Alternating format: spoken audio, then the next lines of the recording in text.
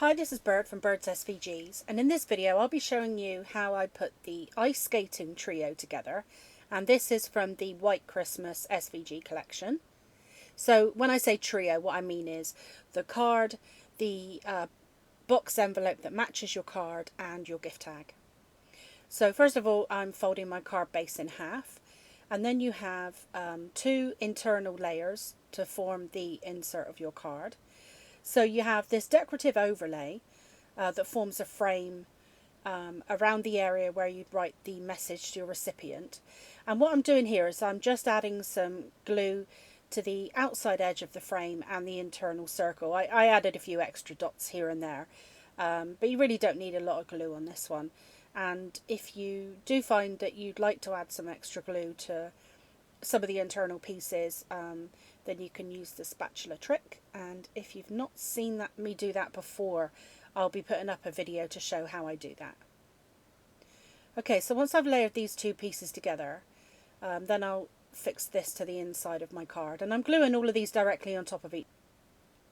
But the reason that I've given you a panel here to fix your frame to, rather than attaching the frame directly to the inside of your card, is so that it allows you to use a dark colour card base if you'd like. So that way you've got a white panel to write the message to your recipient. But the other reason is it's another layer on the inside of your card, and it helps counterweight the layers that we're going to be putting on the front of your card. You know how sometimes if the front of your card's a bit heavy, it can kind of tip over? Well, having a couple of layers on the inside of your card will certainly help with that. And I've not had that problem at all. Okay, so I'm starting with the first layers for the front of my card. My front layer here is white. And I managed to find this really cool blue mirror card that I'm using for my background panel here, because this then forms my my windows and my icy lake that my people will be skating on. So I thought that was a great find to find that in my stash. But whatever you have in your stash, whether it's pearl card or even just plain blue card, it'll work great, and it'll be obvious, you know, that it's supposed to be, you know, an ice rink or an icy pond or windows. So again, here I have two frame pieces. Now I'm going to just set this aside for a moment to dry. But I will be putting that on top of my base panel, and I'll be popping it up with 3D adhesive. So I just want that to just dry a moment so it's nice and rigid. I'm having to bend my base panel here because my mirror card was actually a little bit curved.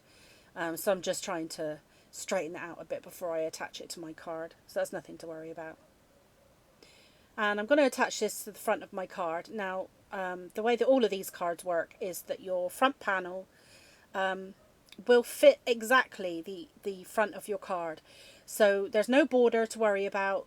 You just want to line up the edges with the edges of your card, and it'll be in place. Okay, so now I'm going to pop some 3D foam pads onto the back of my frame here. And I did rather get carried away. You really do not need to use, as you can see here, I did get a bit carried away. You do not need to use this much 3D foam tape. I always try to use less, but yeah, I've got a problem with using way too much. Okay, so again, this is the same size as the card base, so you can easily line it up against your table. So all of the edges are flush with the edge of your card. So the first dimensional piece that will be going inside your frame is the little awnings that will go on your shop fronts. So you get two layers here. You want to glue them directly on top of each other. And then the little awnings, I've got small foam pads here anyway, but I just trim them down, cut them in half, and I want them to be nicely hidden behind my little awnings.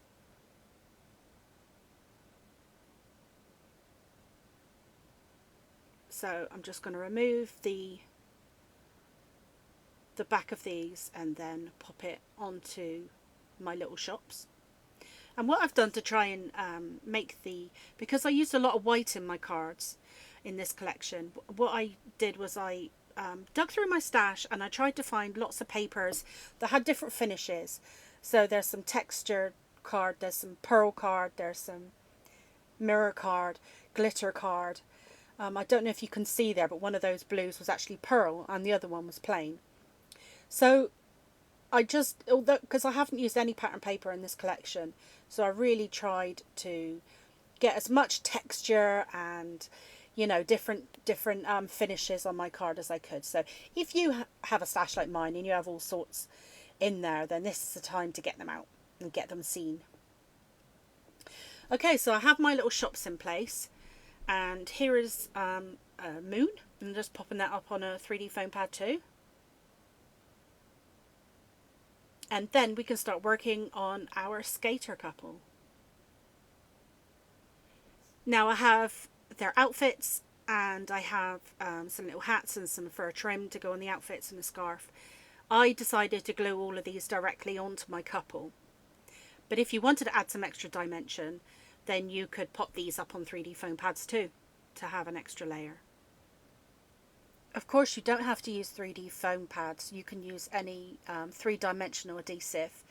You might use glue dots, 3D ones, or you might use silicone glue gel, which is a great choice for this kind of decoupage layered look. And that can allow you to have different depths very easily, where here on the skater couple in a moment, I'll have to layer up their heads on about 3 layers of foam pads and their feet on about 2, because then they'll bridge over the shop awnings. But yeah, if you have any silicone, you know, 3D gel in your stash, that could be a great choice for these cards. So I'm just going to add my glue pads on the back, and you might be able to see here that they've actually got more on their heads, especially the man, than they have on their feet, and that's because it just pops through the shops there, attaches to the base of the card just to make everything nice and level. And here you are, here's the finished card. Now there's quite a lot going on inside the frame, but you can feel free to decorate that faux embossed look that I have going on the frame, and you know, go crazy with any embellishments that you've got in your stash. Now here's the matching box envelope for your card. So this is a 3D envelope. Now I did find that the way I did the card and put the card together, there was still plenty of room in this box envelope. So if you do add more embellishments, there should still be plenty of room inside your box envelope. So I'm just putting some glue loosely around the cutout snowflake here, and then just a line all the way around the edge, because you have this internal panel that goes in, that forms the back of your snowflake. And once that's in place and we're happy that the glue's taken hold, we can close up the envelope. So first of all, you want to tuck in your tabs and then fold in the side panels. And then I'm going to add some glue to the bottom edges of these side panels, and you'll see that there's a little score line along the side panel or flap, and that's where you want to butt your bottom flap up to. And what that does is that helps you keep the side of your box at a nice right angle, at a 90-degree angle. So I'm just popping my hand inside and making sure that the glue's taken hold before I get to work on the other side.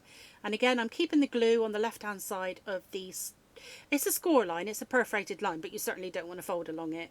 It's just a line for you to butt up against with your bottom flap, and it keeps your box nice and box-like, all 90 degrees. I'm just popping my bone folder inside and pushing against it, because I don't want to crease my box with trying to force my hand in there. So when you close it up, you just fold your top tabs in.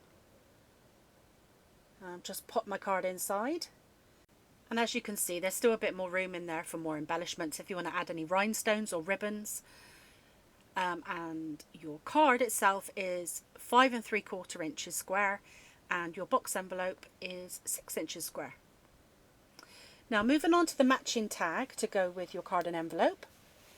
So this is a hexagonal snowflake tag, and again I've got a white back liner for your tag for you to write the message to your recipient.